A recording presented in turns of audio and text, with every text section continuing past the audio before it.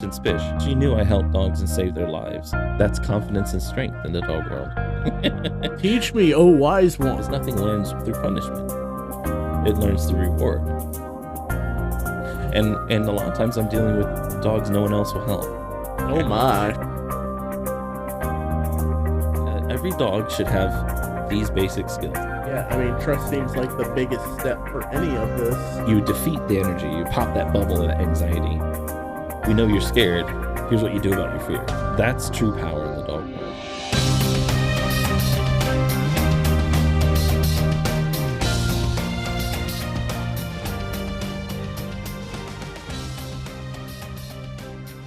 Hello and welcome to the Captain Spish Dog Behavior Podcast. I am Captain Spish, also known as Kyle Adams. Yep. First mate T.Tommy here as always because, let's face it, this is Ohio and there's nothing better to do. Especially not today. No, not today with it actually being cold and everything else. Finally, it only took to be 2024 to get, snow and everything else. It's sunny though. Oh, it is indeed sunny. If you're driving, make sure you wear sunglasses because you won't be able to see a thing. But hey, that's not dog behavior. Oh, no. That's small talk. That's Chihuahua talk. We Chihuahua say in the talk. business. Real quick, is Chihuahua actually the smallest breed of dog there is, or is there like a pygmy dog that's smaller than that? I don't know. Just I'm a dog behavior expert. I'm not necessarily a dog breed detail expert. Oh, okay. I think they are known. I think they can get to smaller than most breeds. Okay. That'd be interesting to Google. Comment down below. What is the world's smallest dog breed on average? Yeah, or the smallest dog you've ever seen. Educate us. I'd like to know. What is the smallest dog you've ever seen? How does it fit in your palm? My mom used to tell me about a teacup Chihuahua that our friend Alberto had that fit in his t-shirt pocket, like his It's funny that pocket. you say that and you point right there where, the dog head clearly is. Like, look at that. Captain Spish. So anyway, I think Tommy is suggesting we, through our possible episode list of what we should talk about, is what every dog should know. What should your dog know? What is the bare basic minimum things you can teach your dog? How lazy can you be? That's a question I always ask. How little can I do? I mean, probably more so, how lazy can I be, but effective? Well, sure. Well, that's what I mean. Like, what's the least you can do and still keep your dog safe and have the tools you need to make sure your dog can navigate life with as little stress as possible and as little likelihood of killing itself as possible. Yeah, absolutely. We'll probably have a whole nother episode of everything a dog owner should know before owning a dog. I don't think I have that down there, but that's. I mean. Well, that'll be controversy and a half right there. Like, why can't I just go out and get a dog? Well, because you're dumb. No, I don't shy away from controversy. No. Reference last episode. But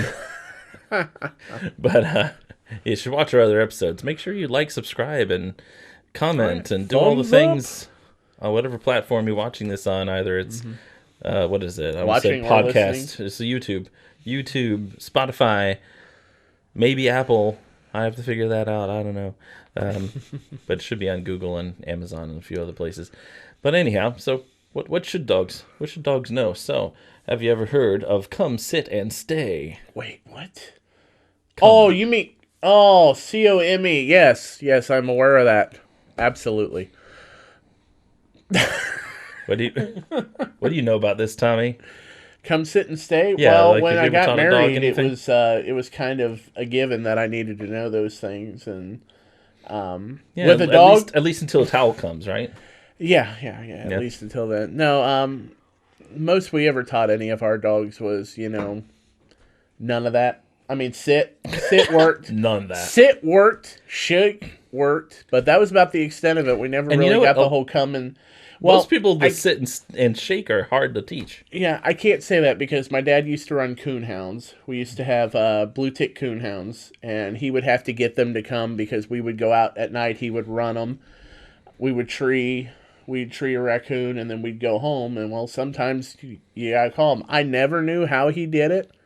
I have no clue because I never saw him train or do anything like that with the dogs. Well, It was most just of that's the dog's natural. instinct. Yeah, you just Yeah, have to redirect so, some of it. But the way that he would do it, and he would call for them, and they no matter how far away they were, they would just immediately come. And I'm just sitting here like, I can't get They a know where damn the dog food to is. sit.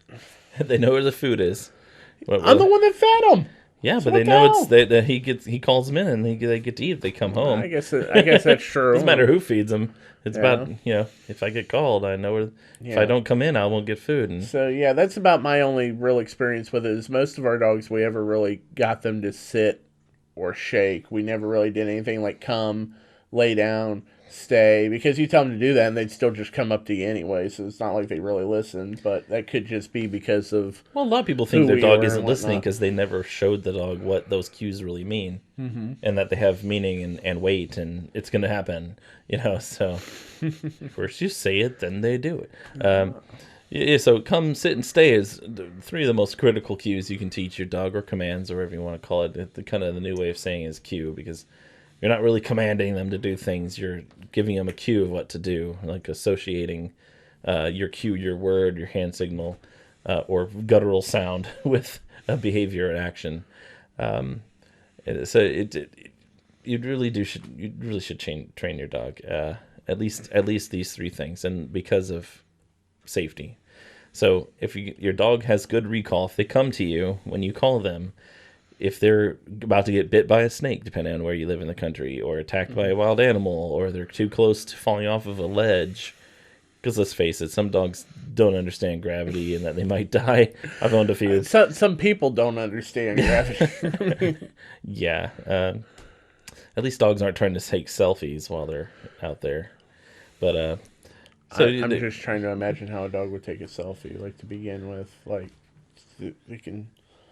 I mean, they wouldn't be able to hold a phone. They would have to have some kind of contraption around their neck that would hold the phone out, and then a human would have to hit or they have to step on a signal button. So if any of you out there come out with a way for dogs to do selfies, I mean, we want in on it. We want like ground floor level investment and everything else. Dog selfies. So yeah, if you can get them out of danger, you can have them come to you so they don't run off or go too far out of sight and get into trouble, get attacked by another dog because they don't know any better or any of that. Recall is very important. It also reduces stress, and I don't know any other command or cue that makes me feel happier when the dog obeys is when they come to me.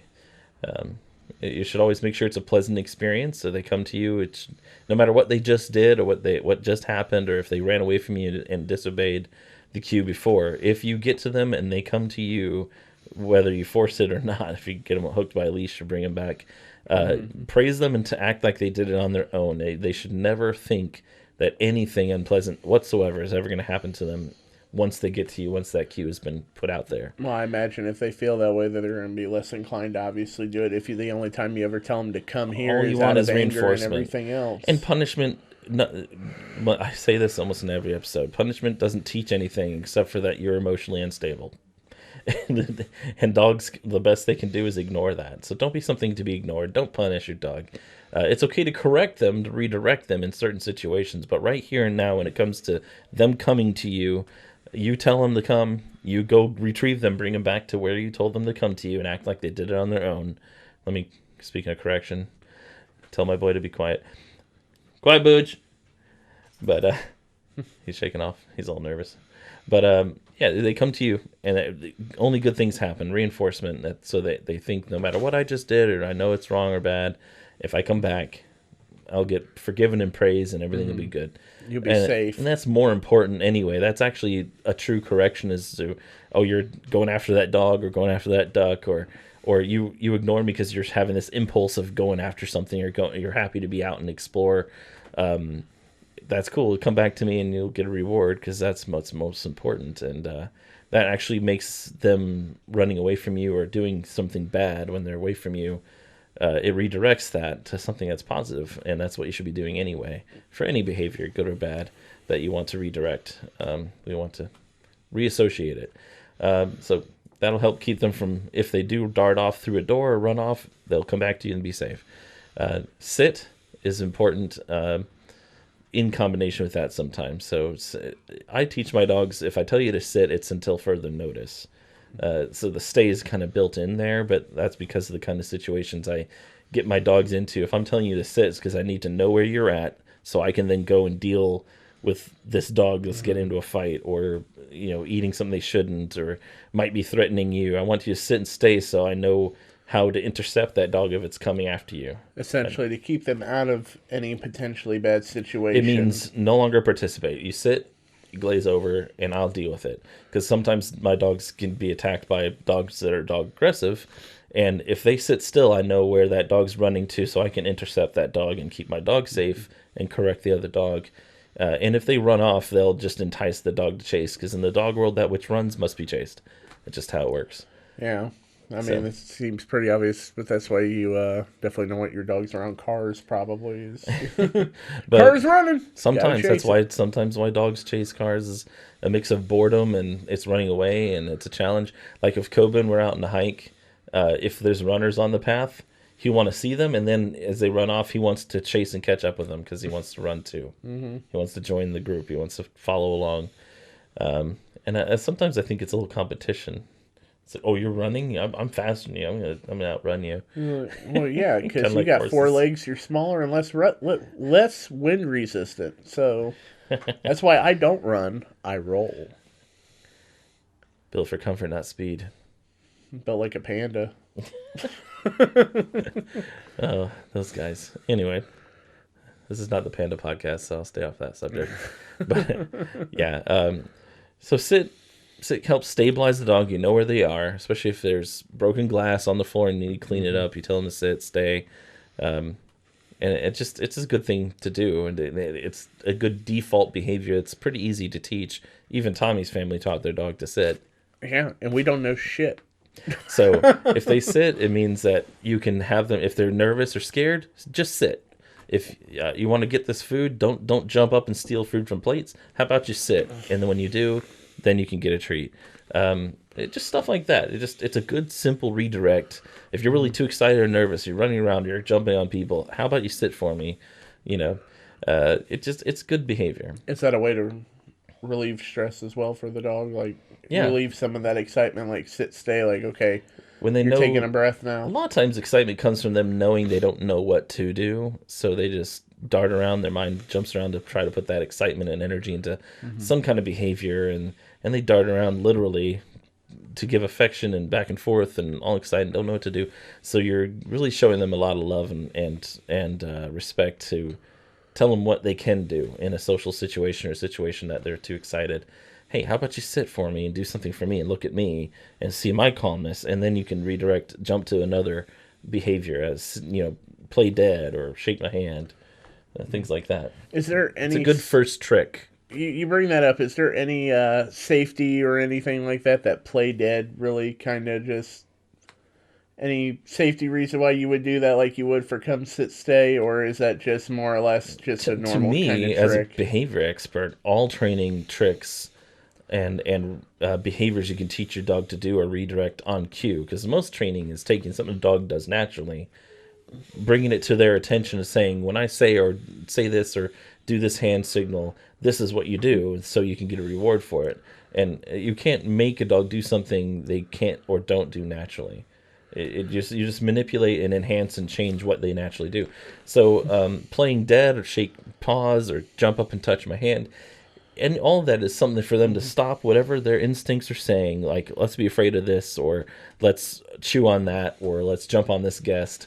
And it takes all the energy and what their instincts and their impulse say to do, and they put that energy and impulse into, wait, I'm really excited. It's above the level that humans really accept, and that's considered rude. And when I reach that point, so you'll see that light bulb go off with my dog sometimes. Yeah. They'll get really excited, and then you see them stop and think, and then they'll go look to me, or they'll go look for a toy. So because I taught them to redirect, once you get certain critical mass, take this energy, instead of putting it into your paws and into your mouth and into my guests, go get a toy and interface with us. Let's do something else. And you can do the same thing with a trick. So they get really excited and they come look to you, and then you have this bag of tricks you can have them do these behaviors and put this physical and emotional energy into, almost like that makes you de-stressing happy, and it exercises. lets them know what they should do. So they're not asking, what should I do?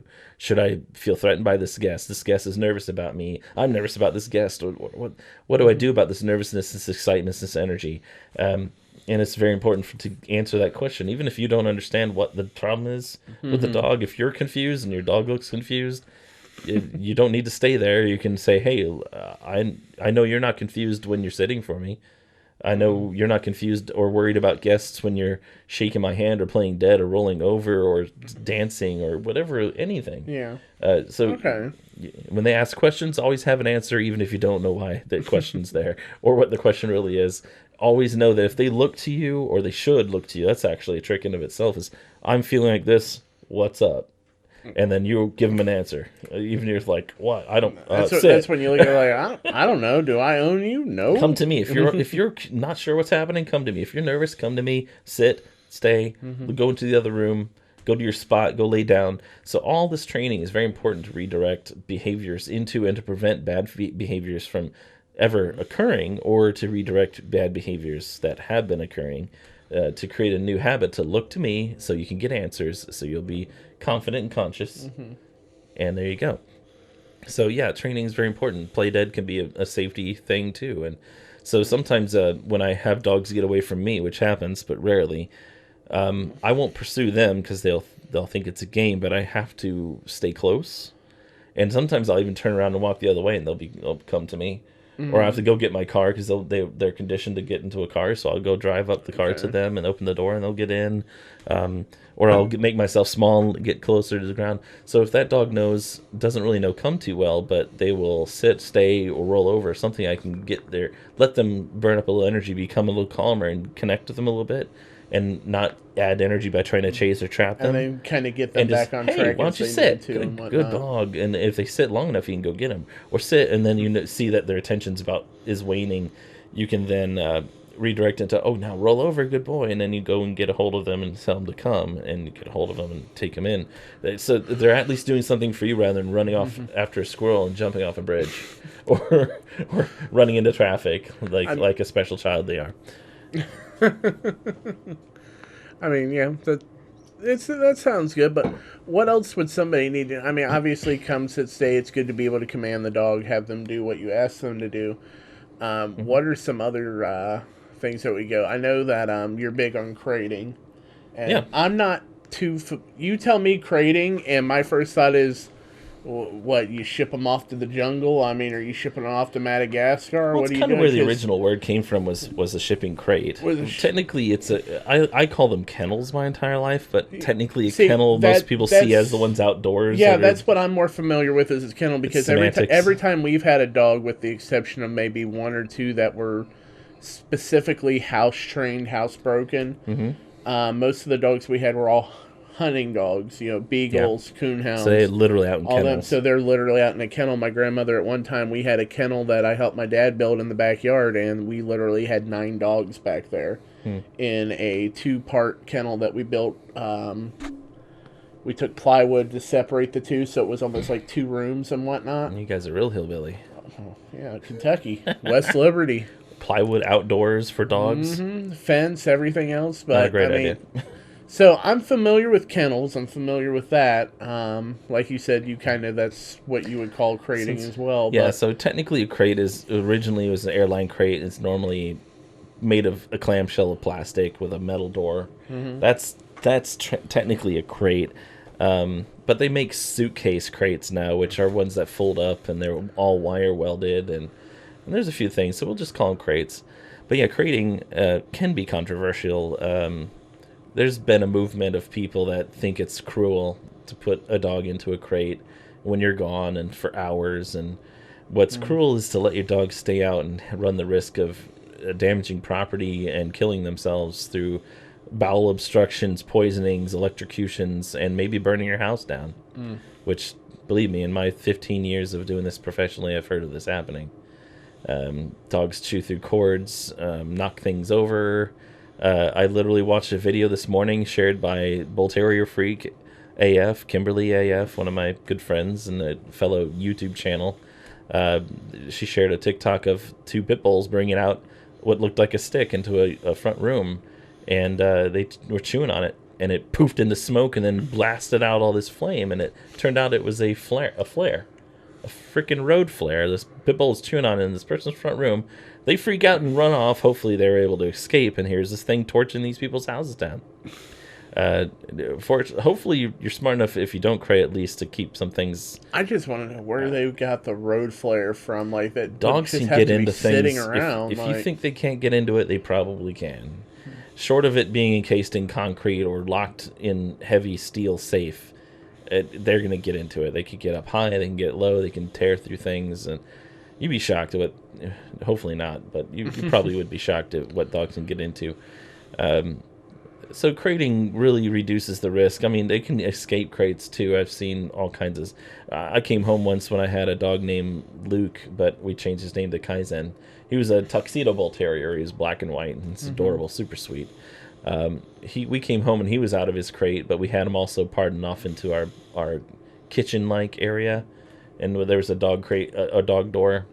So even though he got out of his crate, which I suspected he might, he wasn't able to get to the general dog population. Okay. And even if he got out of that crate and through that baby gate, that dog door, the other dogs are crated too. So it just so many layers he'd have to get through to get to the other dogs. So I wasn't sure if he was dog aggressive from what the clients had reported him to me. But we came home and he was out of his crate, and the crate was in perfect form. We even zip tied things up, and what had happened is he pulled the entire front in, with that the door's attached to, and he jumped over it through the gap, and his feet or something caught it and reclosed it. Oh wow! So it's like Houdini. It just perfect, pristine crate, dogs out of it. So then, why is crating? Why would you say that's considered controversial? Because some people think it's cruel to cage up a dog. There's people that think it's wrong to have dogs on leash. There's people that would criticize me. Coboon's a great dog. He's nearly perfect. And he loves other dogs, but he has severe arthritis, and he has this entire life. And it's only gotten worse in some ways, but I have him on medications that actually he's doing better than he was when he was 3. Oh, that's good. Yeah, fortunately, he's still doing really well. But because of that pain, he will charge our dogs sometimes. He'll just lay on his bed, grumble, and then dart off with great violence and try to go after the other dogs. That's his pain response. That's just natural. They're an animal. They're a dog. It has nothing to do with how Coburn feels about those other dogs, which I know he loves them and appreciates them. But right now he's hurting really bad, and he doesn't understand how to process it, and he doesn't want anyone to threaten him while he's weak or stare at him weird, which I have greyhounds and a weird old pit bull that's 14, almost 15. They're weird. They stand and stare oddly, and the greyhounds are sensitive emotionally, and they see he's being weird, and they stare at him, wonder, hey, are you okay, man? What's wrong? And they get kind of pensive, which draws that out even more, because if they're nervous about him and he's upset about them, then it becomes like a gunfight. Someone's going to shoot, and Coburn's not waiting for that. So he darts off his bed, and I have him tied to a 6-foot leash that's bolted into the floor next to my couch, where he can access food and water and be comfortable. And I had him tied up in our other place too, and I've had people comment on, why is he tied up? That's terrible, and blah blah blah. What would be terrible is if I put him down because he goes after my other dogs and hurts them. What would be terrible is if I let him hurt the other dogs, when I could prevent it through a simple act of from what you said, when bolting a leash down. When he just shoots off and whatnot, I mean, what's to stop him from just accidentally running into a wall or a door or any other kind of object, just hitting and hurting himself? He could, and he would attack those other dogs, and I worry about him hurting his neck, reaching the end of that leash and all. But it's the better of the possible options. Otherwise, he'd have to find a new home, which with his hyperarousal syndrome and charging after other dogs would be very difficult to find another home that would understand him and handle him properly. That would be cruel anyway, because he loves me so much. That would tear him up, let alone me. Right. And why would I let him hurt my other dogs? And why would I leave him crated all day while he's resting with me? It gives him a lot of freedom and the ability to communicate with me and get affection and get drinks and everything else and feel like he's part of the family. But there's literally a safety loop that keeps him from hurting other dogs. And he hasn't been doing that much. He actually charged after Elle last night because he was hurting. Oh goodness! And this is the first time he's done it in months. But just because we have that policy in place, he gets tied up, and he's the first one to come in and get tied up. Or we put the other dogs in this room while we put him in there. So we have procedures to make sure it's safe. And he's not an aggressive dog. He's not a dangerous dog. But it's that specific situation that's easily preventable that we tie him up. And it creates the same thing. So it guarantees that if your dog has a wild hair in his butt, like Coben's almost 10 years old and he doesn't chew up things, but I have him in this room and he chewed up some my light for my light box. Which is great why it's sunny today, because I don't need the light box as much today. Some may argue, But he chewed up the light bulb because he was in cardboard, and he loves cardboard, and the cardboard was, that light bulb was in that cardboard box in a bag he can get into. Like you said, you made a mistake. And he forgot how he's always, into he's a bull terrier. Yeah, he's a bull terrier, and he's a dog, and he loves cardboard. He doesn't get into bags, but he did yesterday. So you can't tell me you'll know what your dog will or won't do. They're going to have a one-off day where something enters their mind and they do something they usually wouldn't even think of. And that's the day you could lose your dog or your home. And I can't tell you how many times I've had clients where I've told them, crate your dog while you're gone. You didn't raise those dogs together. You didn't even raise either of those dogs. They were rescues. You don't know what their history was. And even when I do raise dogs from a puppy, sometimes I still won't even trust them loose in a home together. That's a special place that's earned through knowing what that dog from birth and trial and error and safety tests. But otherwise, your dog should be crated. And I've had clients lose dogs because one dog killed the other. Oh, no. So sometimes on accident, sometimes not so much, because they didn't listen to that simple advice. Because they felt guilty. Well, now how do you feel? Right. It's the lesser of two evils, even though one isn't really evil.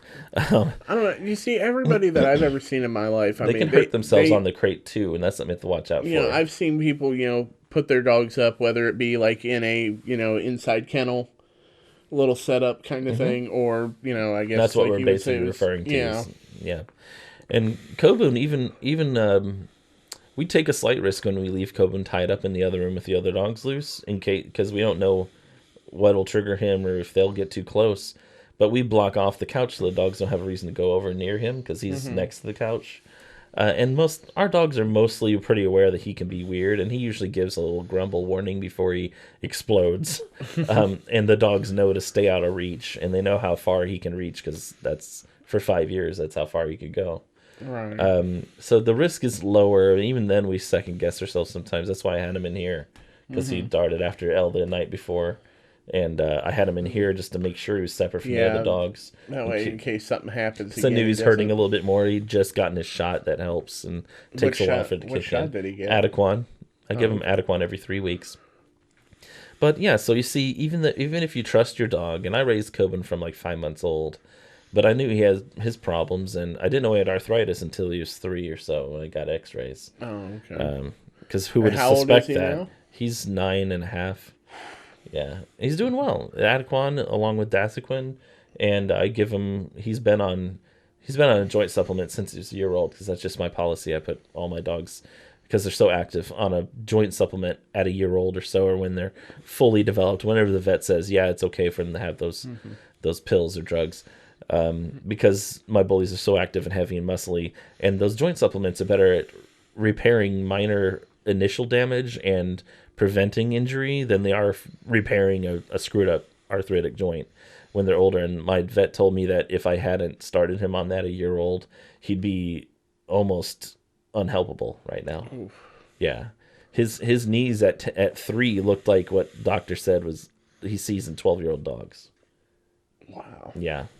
And he's still playing like a puppy and has a good full life and can be very active now. I still see him pretty active. I know you just he suffers for it sometimes. We did this, and he was moving pretty well in that snow. Yeah, he still plays and runs. It really brought him back, and it gave him his life back.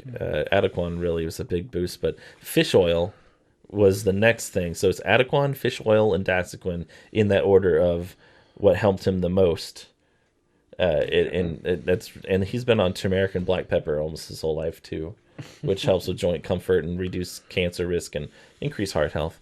But, those are things that fish oil is something that every dog should have, because omega fatty acids are destroyed when they're stored too long in room temperature or cooked, which if you're feeding kibble, it's been cooked out of it. Even though it says it's in there, it was once when they made the kibble mash to begin with.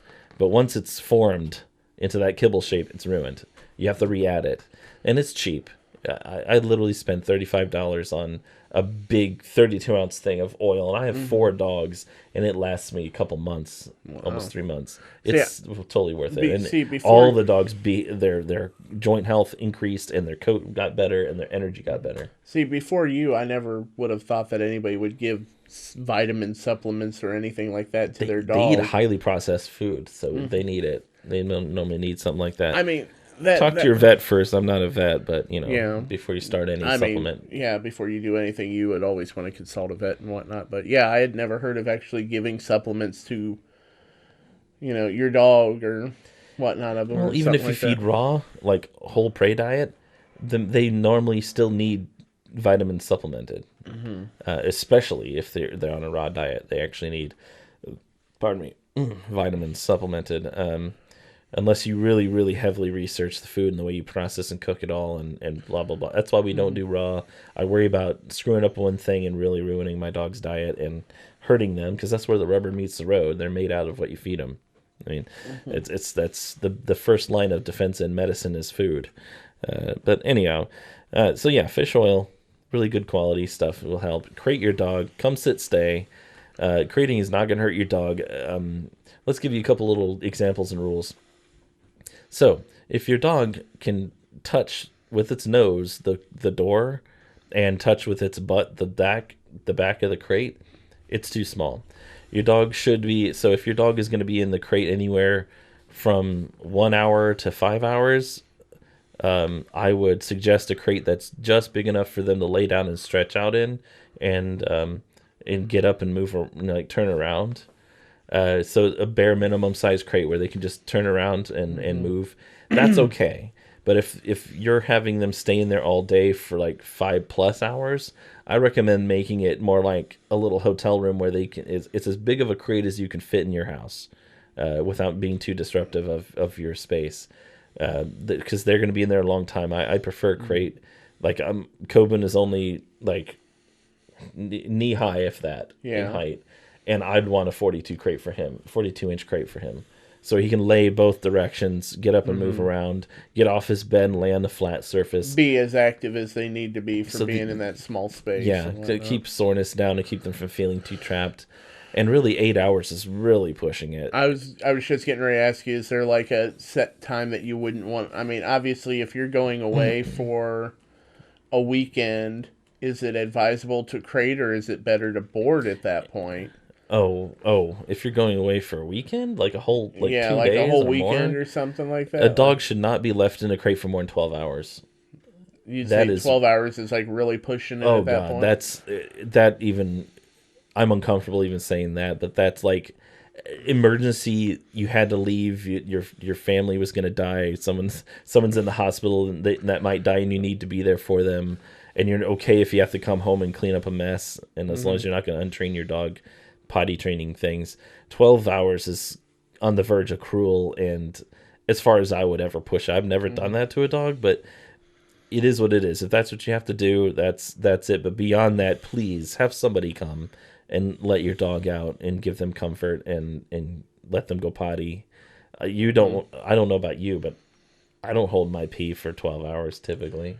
I mean, I'm getting to that age where I can't hold it for, one. So yeah, and that's something to consider too, the age of the dog.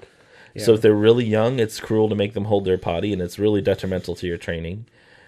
Middle age or so, anywhere from, and this varies from breed size and so on, but generally 2 years old all the way up to 7, then longer is pretty cool. Okay. But after 7 and before 2 is just unreasonable to ask. You're going to come home to a mess. The dog's going to be stressed and upset because it knows, especially the older dog, that it's not supposed to do that. It doesn't want that. It wants to be clean. And that's another reason to have a really big crate for your crate for 8 hours or more in case they have to go. Right. They're not forced to lie in it. I mean, it's bad enough they have to smell it. I mean, imagine their sense of smell. I wouldn't want to smell my own poop for hours. It's probably a lot worse. Yeah. Yeah. At least they don't think it's gross. So I've had a lot of dogs clean up after themselves. Mm-hmm. So I would say going from the controversy of crating to the controversy of muzzling. I know you're a big muzzle advocate from as well. Body crating to face crating. Yeah. Body face. So I mean, I know not everybody agrees in the muzzling. I know personally we've never muzzled. Most people have no experience with muzzling a dog. Yeah, I mean, like they think it's only, like, especially old school people, they think it's only for really dangerous, scary, aggressive dogs. No, it's a common tool that in my opinion, absolutely every dog should be comfortable with, or at least tolerate a muzzle. Because let's face it, most dogs aren't going to want a muzzle on their face. It's uncomfortable. I know, right? And this is why nobody comments or anything like that. This is why we don't have viewers right here. We can't have good things. But no, it's just dogs aren't going to want something on their face. So you're going to have to train them. So, but in my opinion, all dogs should be comfortable or be okay with being muzzled, because there's going to be, I guarantee you, something in their life if they break their leg, they break a toe, they broke a toenail, they have to go in for a quick emergency procedure, or they're in great pain. Dogs do weird things when they're in pain. It's not always going to be your dog when they do what they do. They could bite your vet even though they've never bitten anyone in their life, because they're in so much pain and shock. They're not really consciously there. And muzzle can keep your groomer, your vet, anyone safe that has to transport that dog in an emergency situation. It could be where it's nothing to do with your dog at all, that there's maybe people out in certain areas or spaces that are uncomfortable with dogs, or you have a visitor over that's scared of your dog. Muzzling your dog will make that your visitor or the people around you feel a little safer. They may be a little off-put at first because they're not used to seeing a muzzled dog, and they're like, oh no, Hannibal Lecter. I get that. I mean, I won't lie. If I were to walk into a room and I saw a dog there with a muzzle, my first instinct would be like, okay, he's obviously a biter of some sort. Yeah, but it gives the handler a chance to tell you why. Oh, yeah. He eats things. Or I didn't know how comfortable he would be being around my dog, so I muzzled him so there's a safety net. Or hey, I know my dog pretty well, but I've never had a visitor before, or we don't have visitors often. So just as a safety net, in case something gets weird, so you're safe. The worst you're going to get is punched or clawed a little bit, but you're not going to get straight up bitten unless you put your fingers in there. You know, put your fingers in there. That's the only danger with a basket muzzles, accidental or otherwise. I've had dogs try to shove my fingers in their muzzles so they can bite me. So there are different kinds of muzzles out there. Yeah. So there's different types. Basket muzzles. All dogs should be comfortable with them, and any other muzzle is a cakewalk after a basket muzzle. So what I do is I have the muzzle. I wish I had one actually here, but they usually have slots in the front, and they have straps that go around the back of the head. So you want to do is where the nose would touch at the end of the muzzle, the very front of the muzzle. I would lay it in my hand and splay open the straps so they don't touch the dog's face. Yeah. And put a treat down at the very bottom. So you can put a treat on your hand and then place the muzzle on it. And then invite the dog to retrieve the treat and keep your hand very still. And that's all it's just a treat dispenser. Just let them reach their face in there voluntarily. If they don't want the treat, find something tastier. Get some boiled chicken. Get a Big Mac down there. I don't care. Anything that they'll definitely eat or definitely be interested in. And just do that over and over. And when the dog just doesn't bat an eye and just reaches in for the treat, that's when you can start hanging it gently on the bridge of their nose. So as they put their nose in there, you can just gently tilt it on there. And it may freak them out. They may dart off. Just go back to lay and get treats out of there. And every time they're more comfortable, hang it on their nose and give them praise. And most of the time, that's pretty easy for them. And when they leave it on for a few seconds before they shake it off, once they get really comfortable with that part, then you can throw the straps over their head and see how they do, and then tie it off. And they may freak out. And you don't want to just go in there and try to... No, you're not trying to... The goal is not to think about trapping them in it, because they'll get that from you. If you're like, I'm going to get this on you, and I'm going to trick you, I'm going to trap you in this thing, it makes it automatically a negative thing. We don't want... It's not about trapping. It's about them agreeing to and cooperating with wearing this thing on their face. being okay with it somewhat, and they'll probably, once you tie it off, they're going to try to shake it. They're going to try to step on it and pull it off. Let them protest a little bit, but you'll see them escalating. Probably just lift their head up gently and get their eye contact and tell them it's okay. And when they calm down a little, or they're at least not getting worse, that's when you can gently unstrap it and then let them back out of it. If they run off, then you want to bring them back and let them see the muzzle and touch them with it a little bit, so they don't. It's not something to be escaped from. It's just a tool, and then you can go back through the process if you need to. But you do that, once a day for a couple weeks, and then have them wear the muzzle anytime they're gonna get cuddles or affection or go for a walk or anything associated with something they really love. You're going to get some treats, wear the muzzle, then you can have treats while you wear the muzzle. You want to watch a TV show, I'll sit on the floor with you, but you got to wear your muzzle, and I'll give you neck scratches and massages and whatever else you like. Gotcha. Yeah. Right? No, I mean, that totally makes sense. I didn't know that there was actually more than one type of muzzle, to be honest with you. So when you said basket, I was like... Well, there's different types, and there's different variations on those types. So the original basket muzzle was all welded wire steel with a leather pad, and you can still order those, even custom size specifically for your dog, which I recommend getting a muzzle specifically made for your dog from a good company. It doesn't have to be metal. In fact, I usually tell people to shy away because, even if they can't bite, they can punch with their nose. And I imagine something like that with welded steel is going to hurt. It's a little more pleasant to be punched by a slightly hard rubber than it is steel. So keep that in mind. So if your dog is really aggressive and that they're likely to go after something even while muzzled, maybe get one that's a little bit more shock absorbent. The Baskerville Ultra muzzle, like the Baskerville Hounds, is my favorite basket muzzle, and it's mostly made for bulldog type faces, so it's made for slightly shorter noses, but it'll work on a large variety of dogs, even up to German Shepherds.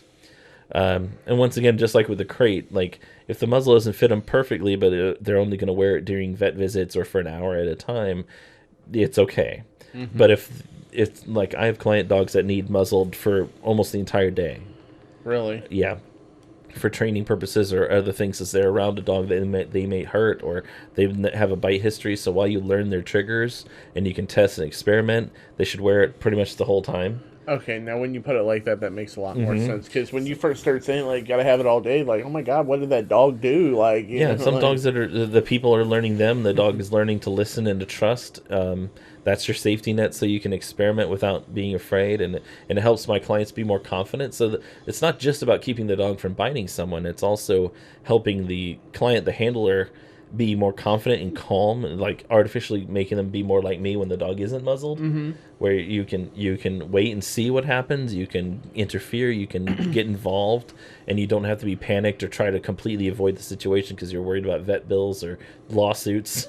And so that really can help you out. And muzzles can save, they definitely, they not just can, they do, they save lives. It's straight up. A muzzle can keep your dog's home and keep its safety and keep its life, and it's a small price to pay. It's not going to harm them at all. And if it does, you can use self-adhesive gauze, because sometimes the Baskerville Ultra does eat into the muzzle, the nose of the dog a little bit. You can pad that and then take off and clean it, get a new padding on every other day. I've taken Dremels in and softened edges, to make them a little more comfortable for dogs that have to wear them long term, and it's easy to do that. You can even use Krylon Fusion paint and paint them a cute color if you want. They come in black and a tan. Is there any reason why you would use that paint in particular? Just to make it more fun for the client, if they want to make it custom. So they want it to be purple, so it's cute. I was more asking because when I think of painting something, I think of fumes. So I didn't know if that particular one was like a fumeless kind of paint or something cured, like that. Well, Krylon Fusion will bond with plasticky materials in the rubber it's made out of. Okay. Where spray paint doesn't like to bond to that kind of stuff. You may want to still scuff it up a little bit with a grit sandpaper to help it stick, but that's just an option. If you want it to look less threatening, you want it to be a happy, bright color, or want it to match their harness or something, if you're worried about public perception, which sometimes is a concern, here's the thing. If you're walking down the street and your dog's muzzled and people shy away and run away, those are exactly the kind of people you don't want to be around your dog anyway, especially if they have to wear that muzzle for reactive reasons. Fine. You think my dog's crazy, then the muzzle's doing an extra job and keeping people away that are intolerant, scared, and likely to trigger the very behaviors I'm trying to fix in this dog anyway. So, yay. And everyone else that are responsible and intelligent human beings are going to give you a thumbs up, like, oh, well, your dog might be crazy, but you're saving its life. You're still working with it. You're being responsible. You're making sure the dog can't hurt me or my children. Nice. Keep up the good work. Yeah. And so if you're worried about people, number one rule is don't worry about what humans think. Who cares? It's about you and your dog and keeping it safe and doing what you know is right for your dog. So who cares if people think it's mean or the dog's mean or you're cruel or it looks psycho? Cool. My dog's psycho. Get away. Muzzles, a fashion statement. I've had people come up to me with my friendly bull terriers and be like, there's kids here. Why do you have that dog in public? It's like same reason you're out in public and not muzzled. Ooh, sick burn, sick burn. I just want you, if you're really scared of this dog, you feel comfortable enough to charge the owner and be aggressive and mean to me. Obviously, the dog isn't the dangerous one here. But anyhow, so muzzles. So there's the basket style muzzle, which is for long-term wearing. It helps the dog can pant. It can voice its feelings, which is important, so they can bark. They can drink and they can take treats through it, especially the Baskerville Ultra muzzle. Some of the other muzzles are a little harder to do those things through it. You have to talk to the manufacturer about that and what you want it to do. But the Baskerville Ultras, the slots and everything are designed specifically so they can do everything except for attack and bite. So that's why you personally recommend that one? Yeah, because I really worry about long-term, like else. More than 5 minutes. So they make a mesh, two types of mesh muzzles as well that really close the dog's mouth a lot, but they leave the nose open. And all they are is a single strap that goes around behind the ear, which is easy to escape from. It's a quick release clip, and it holds the mouth really close. And it's made of either just nylon fabric or a mesh that's coated in some plastic. But they're only meant to be worn because it closes the mouth completely for like vet visits, like to get a shot, and it's off. Okay. So 5 minutes, 10 minutes at a time.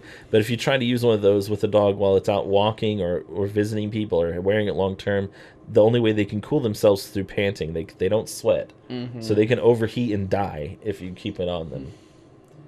Wow, you're passing out too warm? No, I'm not passing out. Just having a moment here. Having a moment. So that's what those mesh muzzles are for, is for fairly well-behaved dogs to wear briefly during procedures at vet visits or sometimes at groomers. Because I thought with muzzles, like, yeah, the muzzle is in place to kind of just prevent them from biting, but the one you're talking about, that almost seems like a torture device to me to clamp the mouth down. I mean, I could see like using it at a vet and whatnot. Because the nose is completely open, they can still pinch and bite.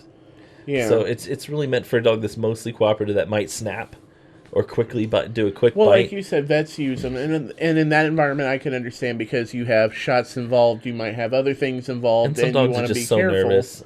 Yeah. And they look nicer, they're softer, they're a little more comfortable for the dog to wear otherwise. But for any kind of extended use or practice, especially outdoors or in a hotter environment, don't put those on your dog. It's going to kill them. It certainly can make them panicked. It can make the behavior worse at best.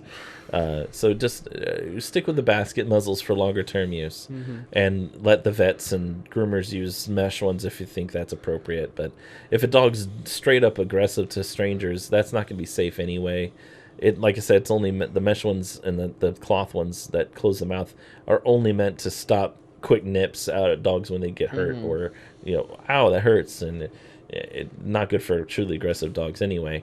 And those are the two main types of muzzles. There's greyhound muzzles too. They're kind of a basket, but they're very lightweight, and they're only meant to keep quick bites and nips because their skin is so thin.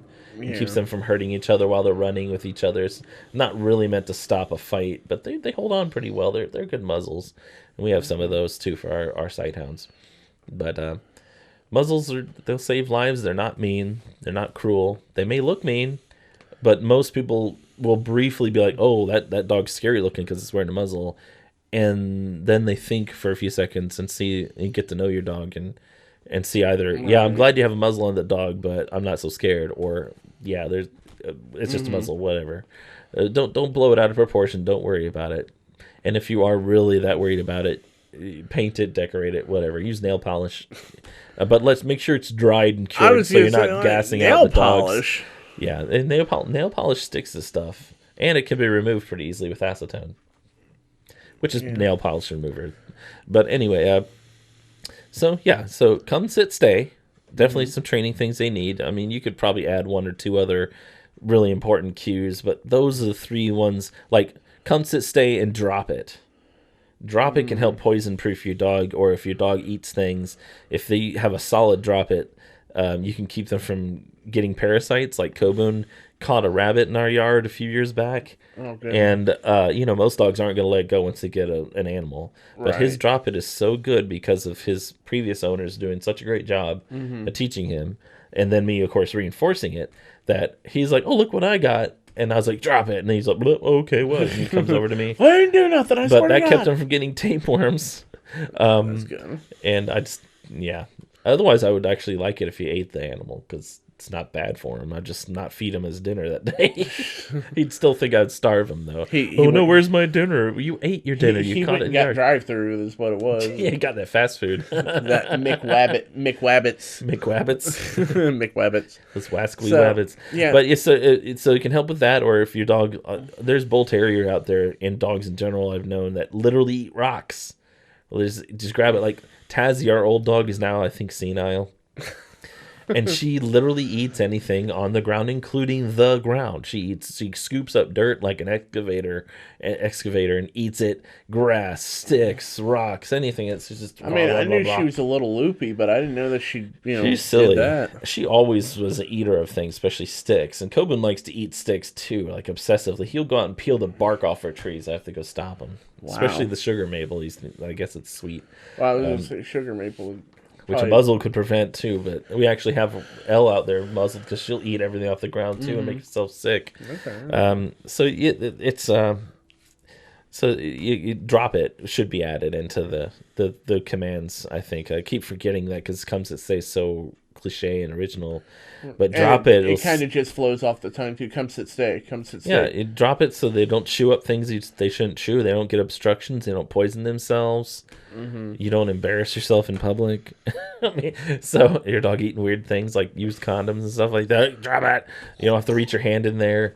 Mimo never got that. He just wasn't. He was too wild. He would pick up dead moles, and I'd have to pry them out of his mouth.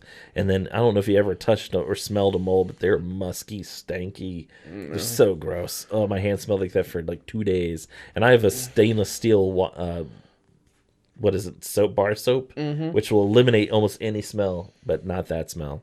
But anyway, did you try the tomato soup thing? Like if you get hit with a skunk, you're washing the tomato soup. That can be effective. That should be the second step, but I don't remember what the first one is.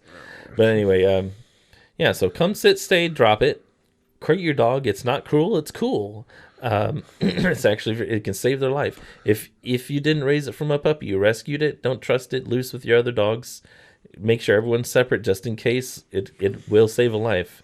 Hopefully your dogs aren't like that, but who can trust them? You don't know for sure. It's safer to just crate them up, make sure they're safe and comfortable, and most dogs love it. Muzzle your dog if you think it might bite somebody. That increase your confidence level, decreases the risk the dog even thinks of biting anyone, and it keeps you from losing your home or your livelihood or your dog's life. And who wants anyone to get hurt anyway, period. It's not going to hurt your dog to muzzle him, but it could hurt your dog and you if you don't. I'm sure those people with the dog and the flare are probably like rethinking the whole muzzle thing and crating thing now. Like, yeah, I mean, and if you don't crate, at least puppy-proof your house, even if you don't have a puppy, because all dogs are always a puppy. That's actually what humans did. That's one of the biggest mutations we did to dogs. Is that we bred into them puppy behavior. We extended the play cycle and the attentiveness and the lack of self actualization. Like if a wolf gets stuck around a tree, they will look to see how to cut themselves free, and they don't look at people's pointing. They don't pay attention to that. They just figure it out themselves. But if a domestic dog gets stuck, they'll usually look to you and whine to figure it out. Yeah. We bred that into them to make them more trainable, and we bred into them to keep play, so we can use the play behaviors to train into tasks we need for them, and to make them need us more, so slightly more codependent, as we all know our dogs can be. So yeah, that's just muzzle them, crate them, teach them come, sit, stay, and drop it, so they don't poison themselves. And what are the other things that we should do, that all dogs should do or know or learn or be comfortable with? Well, I know you've spoken about different cues that they have. And yeah, we talked about the come, sit, stay, and drop it. Oh, I didn't. I was thinking cues under something else there. I mean, that's what a cue is command. I was thinking it was a separate thing there. I know you have grooming. Oh yeah, nail trimming and stuff like that. That's probably very important to do, just to definitely get your dog groomed and trimmed up. As far as grooming goes, some breeds don't need grooming, so to speak. Well, okay, yes, I can agree with that. I know nail trimming is something that everybody should probably do for any kind of pet that they have. When we had our that's a cat, basic need. Yeah, absolutely. Well, you would think that, but I know my mother-in-law, she has a really big bulldog, and she didn't trim his nails at all, and now he looks like he's walking on eggshells all the time, and that's just like us. Their feet can affect every other part of their body. If your foot isn't working right, and you have to modify the way you walk, it's going to hurt your ankle, which hurts your knee, which hurts your hip, which hurts your lower back, and eventually you're going to have a headache you don't know where it came from. We're a stack of teacups. Everything's connected, and dogs aren't much different. So the front legs absorb a lot of shock and also steer and redirect the dog, and the rear legs provide a lot of thrust. That's why, and some dogs is the other way around. They not only absorb shock like bulldogs in their front legs, but they also are what I call pullers.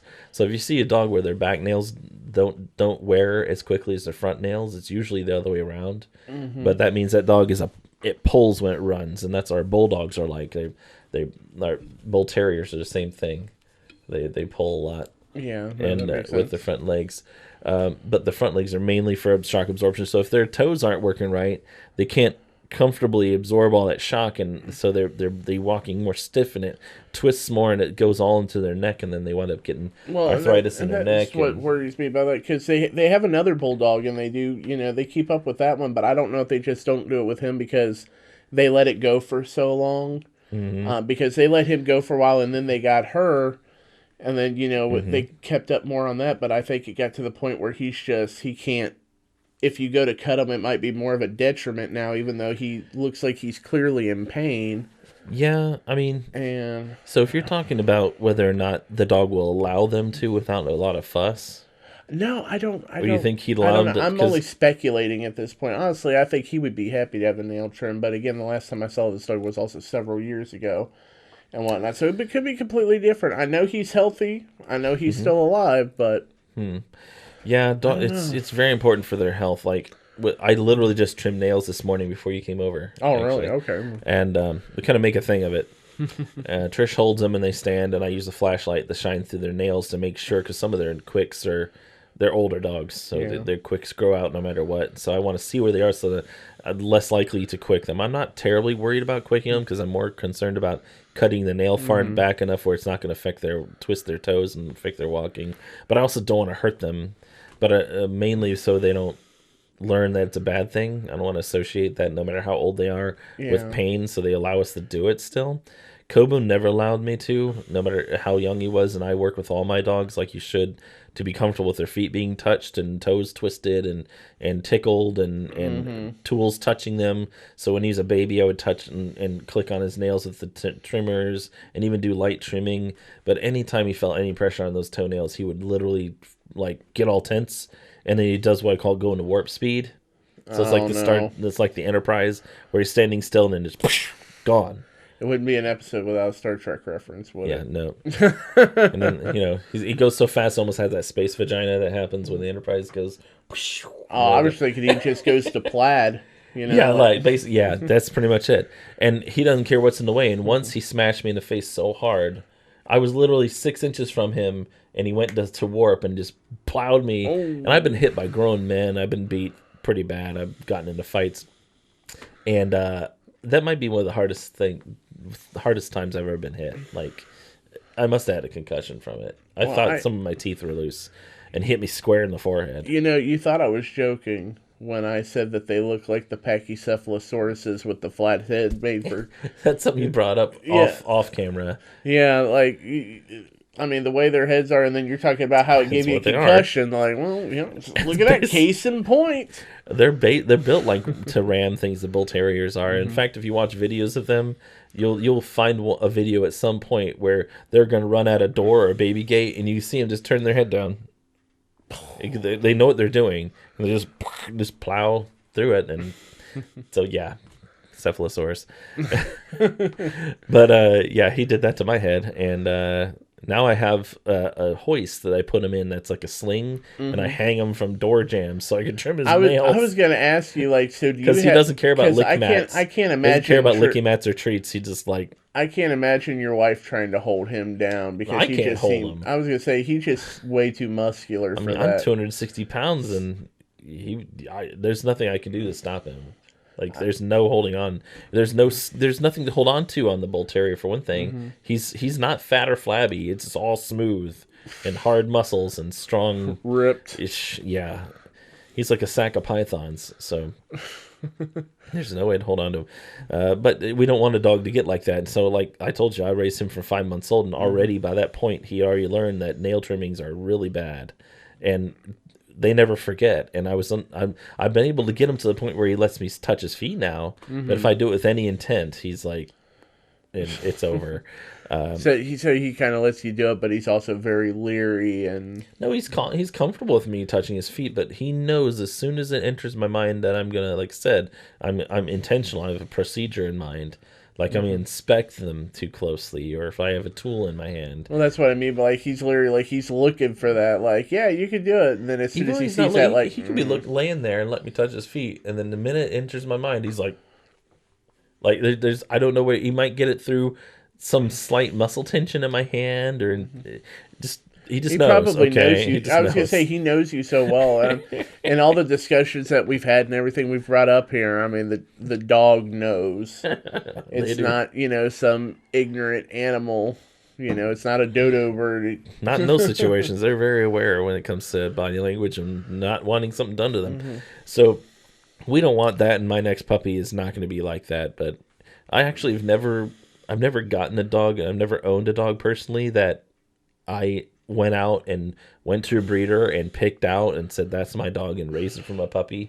They've all been rescues and owner surrenders.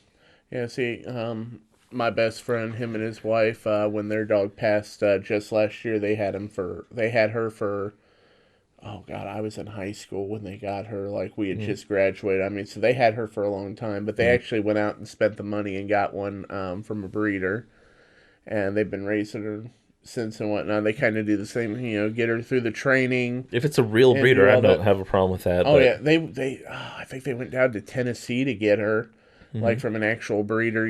They did all the research into it, and I know you want to do an episode on breeding and everything else, and we can maybe get into it more on the red flags, yellow flags, do's and do nots of breeding and going to a breeder. Yeah, the difference between what is a real breeder, a breeder and a breeder. Yeah, as it were.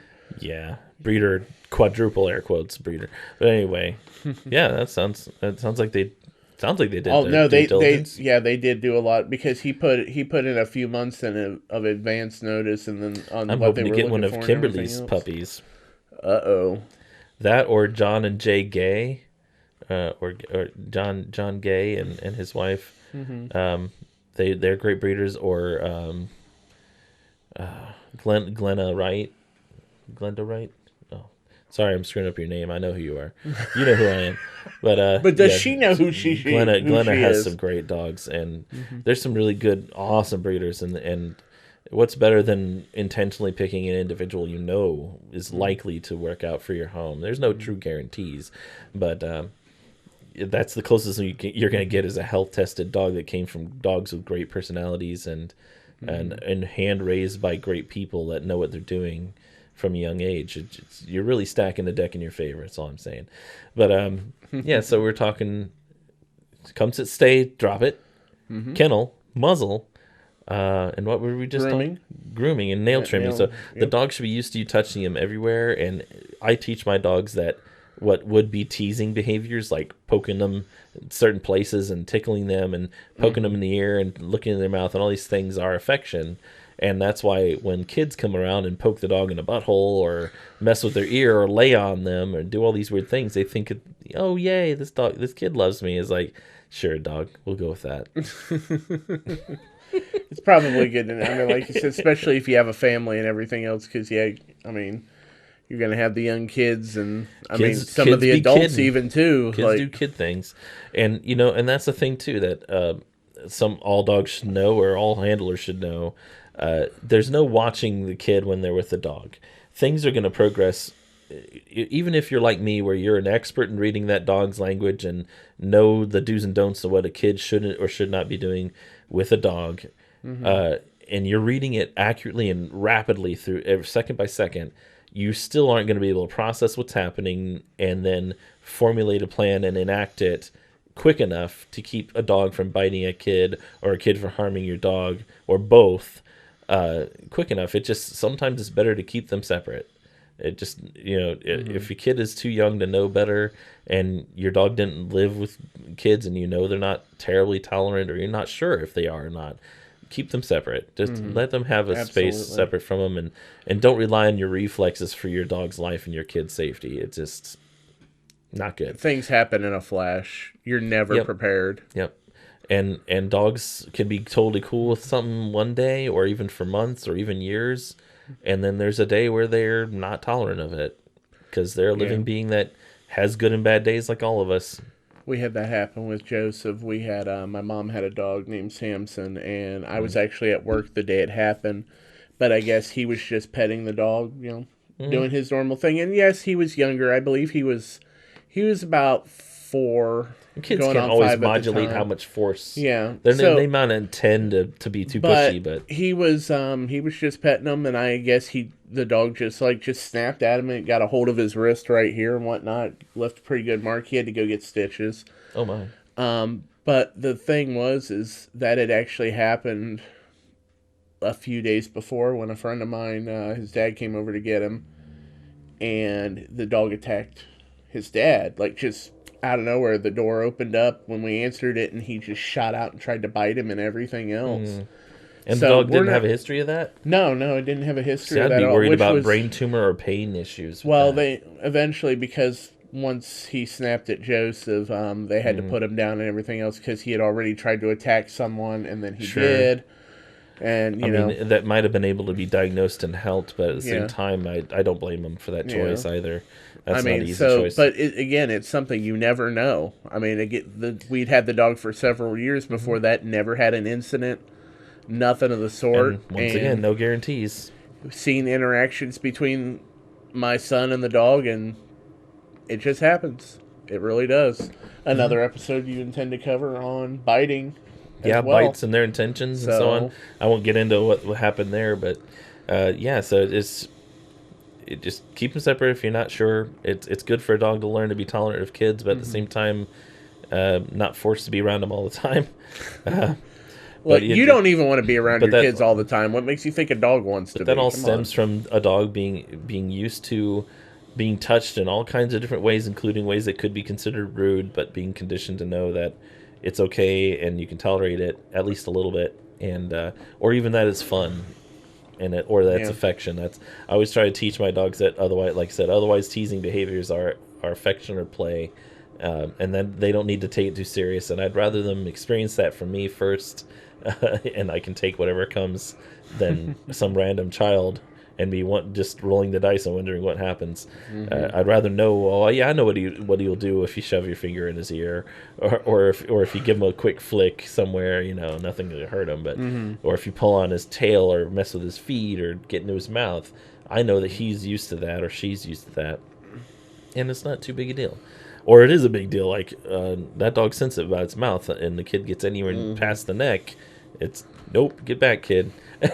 And you know what? feel free to gently but firmly push kids away from your dog. I'd rather get in trouble for, pushing a kid around than my dog lose his life because a kid made him bite him. Mm-hmm. Exactly. Be a jerk. I'm sorry. People force you sometimes to be in that position, and as a parent, I can say it's okay to be a jerk to your kids sometimes.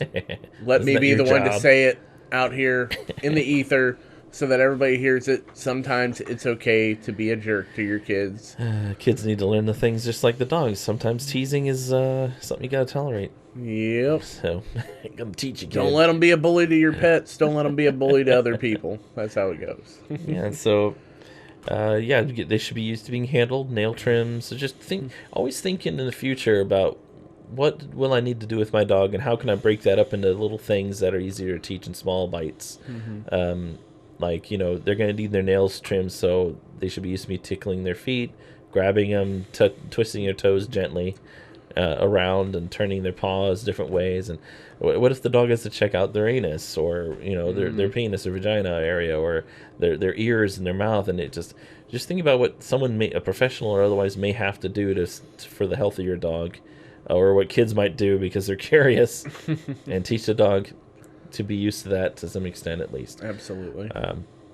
That's a large part of training, is predicting needs and situations and teaching them coping mechanisms and skills and behaviors to do in that situation, so they're not relying on what instinct screams at them, because those instincts come from 10,000 BC. They're in a cave somewhere, and that's that's not really the world they're actually in. And so even though their instincts may be generally right, they're going to be wrong about the context, and that's where we come in to help teach them. Well, in the modern world, here's what you do and don't do about these situations. Bad cave dog, very bad cave dog. But yeah, so what else should all dogs really know? Well, being on leash, of course. All dogs should be. This may seem like a no-brainer, like who doesn't have their dog on a leash? Well, let me tell you about some clients I've been to recently. So there's been some dogs that have come out and they're a year or 2, 3 years old, or even older, and the people just use the yard and don't take their dog anywhere, which is mind-boggling to me and very unfortunate. To me, birds fly, fish swim, and dogs, they migrate and see new places, smell new things, and mark on new stuff. And if all they're getting is their backyard, that's not stimulating enough. And the fact that your dog is as good as it is quite amazing. It's a testament to how cool dogs are. Mm-hmm. But I've had dogs of varying ages that have never really been on leash or never, ever been on leash. And I can tell. Believe me, I immediately know if that dog has no clue what that strap is in your hand and why it's connecting to their neck. And even if your lifestyle is off leash, where that dog is loose on your property because you have 10 acres, and goes loose on hikes and is, knows to come back to you, even if they're totally friendly and love all dogs, that sometimes is annoying to dogs that don't love all dogs. So even if they're coming up with the intent to be friends with a dog, and some dogs take any approach as a threat, and it's a risk to that dog and its behavior, the peace of mind of the people handling that dog, and to your dog's safety. It should have recall and know to leave dogs alone. I have Coben off leash in certain hikes, certain places where I know I can see where he is, but he comes to me no matter what. If that dog's aggressive or if that dog's friendly, I always have him come back to me until I ask permission from the people or see that they're open to it, and also evaluate the dog myself, because Coben is sometimes too trusting. About, hey, I think I can trust them to go see that dog. But my first response, and everyone's should be, let's recall them, have them come back in. Mm-hmm. But even if that's what you do, where you don't see a need for a leash for the majority of your experiences with your dog, there is going to be, 95% sure, a situation where your dog is going to have to be tied up, leashed, or guided somewhere. And what if you fall down the stairs and the paramedics have to come? Your dog is wanting to run after the ambulance, or even attack some of them, or who knows what. And then animal controls comes in and they have to strap your dog up somehow, or even a dog walker or a boarder or someone that if you're lucky enough, someone in your life has to come and take your dog away. They're probably going to need or going to use a leash, and you've seen some of the if you've seen some of the things dogs have done when they've on the leash for the first time, the jumping, the flailing, the gator rolls, even biting and redirecting because they're so panicked because they feel trapped and they don't know what it is. What's happening? Hell, even biting at the leash, pulling at it, trying to if you're lucky, tear it's it the apart. leash. Yeah, scissoring, cutting the leash off, flipping their head and getting collars to pop off. Supermaning in harnesses to get out. The one that I've seen the most, other than the one example that I gave of actually biting the leash, is when they actually like pull the collar off. You know, they throw their head down and they know they literally roll it like to pop it off their ear. They're pretty awesome. They're pretty smart. Pardon me. I need a better chair. Need a better chair all over. But yeah. So being comfortable with the leash, even though it seems like a no-brainer, is. Certain people may not see much use for it, but believe me, no matter who you are out there, your dog should be comfortable on a leash. They don't need to be totally perfect on it, but they shouldn't be biting at the handle or on the leash, flipping, jumping, not refusing to go, fighting for control, darting off in different ways, trying to trip the person and kill them. They should be. They can pull, they can dart a little bit, but they should be mostly manageable on leash, no matter who they are. So there's that. I would like to see where dogs are comfortable with booties. Like for how cold it's been over here in Ohio, we've had my wife's been up. I don't get up that early. She gets up and gets most of the dogs out at like in the morning, 7 in the morning, and it's been 0 degrees, 1 degrees, wind chills at -11 up here, and it's just in snow on the ground. I don't know about you, but I think it's unsafe to walk barefoot in snow when it's -11 and wind chill outside. I'm sure the dogs can tolerate it a little bit better, but not by much. So wait, you mean like little yeah, they make little doggy booties. Doggy, do you have doggy booties for your dogs? Yeah, we put them on our old pit bull Tazzy because she can't tolerate, because her arthritis. It's so painful for her. She won't even go out much to go potty. She can't. It just hurts too much. And they're a greyhound. Their feet are so thin. They have no skin, no fat. They're just sticks, and they freeze instantly. And they're babies about it too. So for his comfort, we boot him up, and it's so adorable. They bounce around, and he like prances with these big black boots like he's on his feet. showing them off, like he does that sometimes on accident. He's comfortable with them. He likes them actually. He knows they help him. He doesn't like them being put on because the process is uncomfortable. But he's glad to have them on because he can be out in the cold without freezing them. Believe me, he refuses to go out and go potty otherwise. My boy Coben, I make him tolerate it because he can, and he does, because he knows to get his business done and get in. And if you freeze your toes off, he's small enough, I can scoop him up and carry him inside. You can't do that with the sack of CD jewel cases that is a greyhound. It's like their skeleton wants to escape their skin. I don't think I've ever heard of a greyhound described as a sack of CD cases. You call that, or sack of elbows? Sack of elbows. Sack of elbows is what sighthounds are like. Elle we could carry in. She's young too, and she tolerates it fine. But she's a sighthound, but she has thicker skin, and she lets me pick her up. That's something else too. All dogs should be comfortable with being picked up, regardless of their size. Now that once it reaches a certain size, it becomes quite a challenge, I'm sure, especially for certain owners and handlers. I mean, if you got to bench press the dog to lift him up, if you probably don't want to be looking at 180-pound Neapolitan Mastiff has oodles of sacky skin slopping off of them.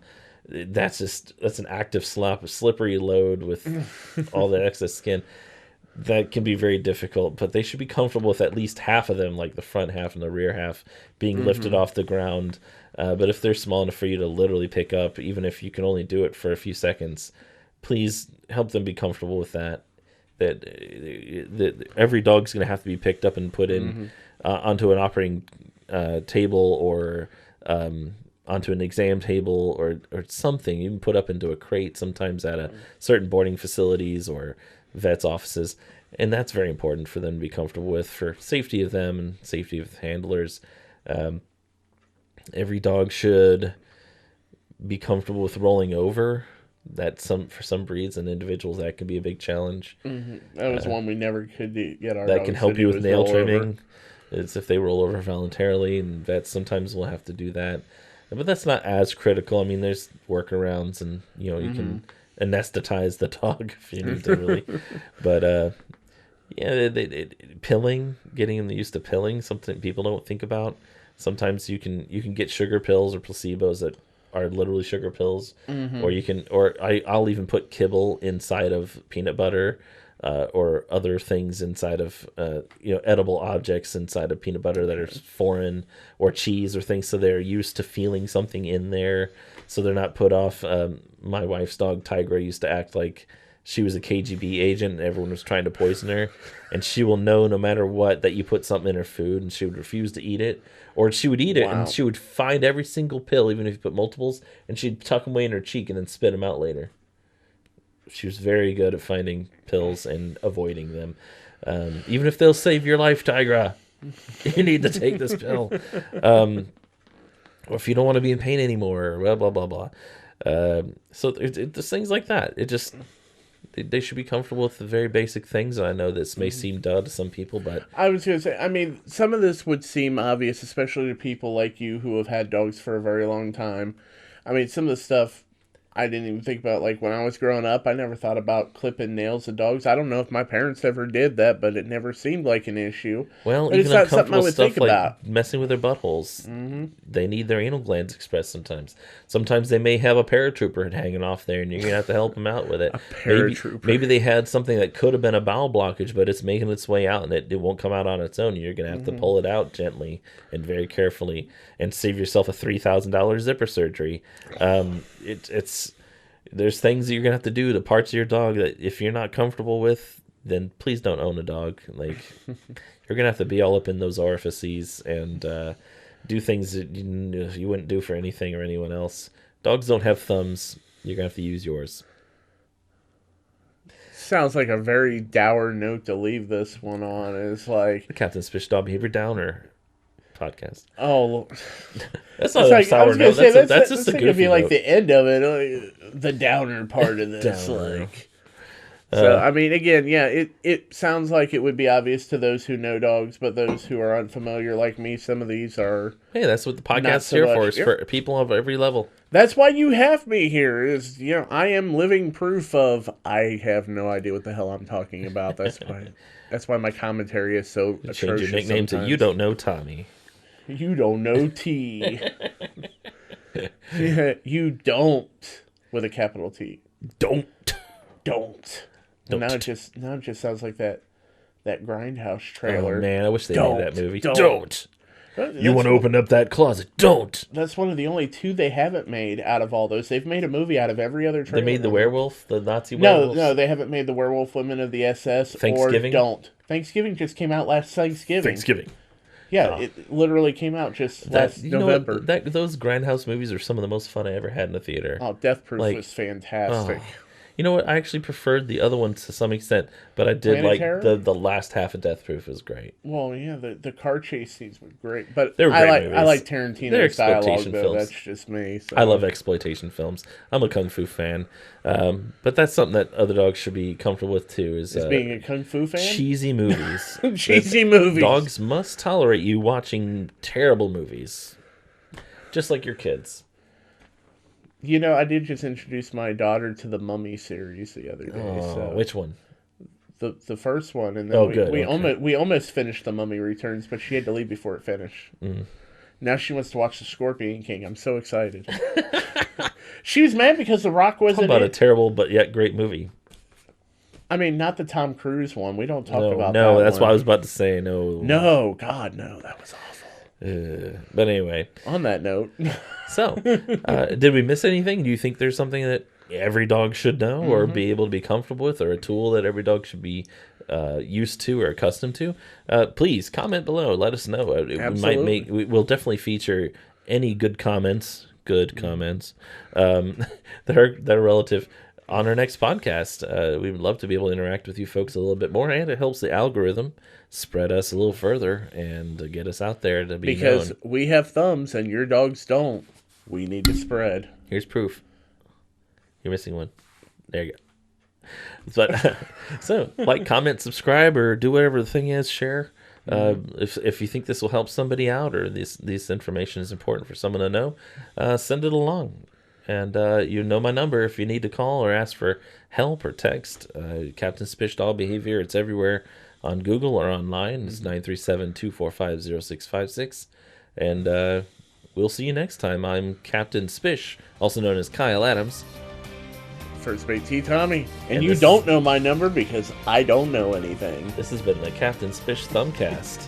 Thumbcast. Dog bless.